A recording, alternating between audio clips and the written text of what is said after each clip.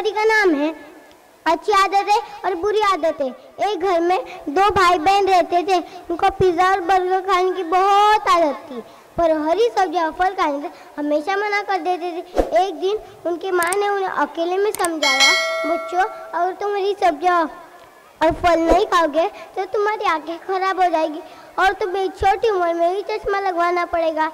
तभी इतने प्यार से समझाने पर हिमानी मम्मी की बात मान गई, पर हिमांशु नहीं माना। एक दिन टीचर ने हिमांशु को क्लास में पूछा, हिमांशु ब्लैकबोर्ड पर लिखे हुए सवाल का जवाब दो। तो फिर उसको सब कुछ दिखाई नहीं दे रहा था, तो फिर उसने फिर से आंखें मसल कर देखा, फिर भी उसे सब कुछ धुंधला धुंधला ही दिख रहा था। तो फिर उसके जवाब ना देने पर टीचर ने उसके पेरेंट्स को कॉल किया और कहा कि आपकी हिमांशु को इतने आसान सवाल का जवाब तक नहीं पता कि 2 + 2 कितने होते हैं। तो फिर हिमांशु ने रोते रोते कहा, मम्मी मुझे पता है 2 + 2 4 होते हैं। तो फिर मम्मी ने कहा, फिर तुमने टीचर का आंसर क्यों नहीं बताया? तो फिर उसने कहा, मम्मी मुझे ब्लैकबोर्ड पर लिखा हुआ कुछ दिखाई नहीं दे रहा था, इसीलिए। तो फिर मम्मी ने कहा, और तुम मेरी तरह, हिमानी की तरह मेरी भी बात मानते तब तुम्हारी भी आंखें ठीक रहती।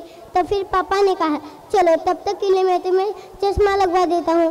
तो फिर ऐसा कहने पर दोस्तों, इसी कारण से हमें यह सीख मिलती है कि पिज़्ज़ा और बर्गर हमारे सेहत के लिए बहुत ही हानिकारक है। धन्यवाद।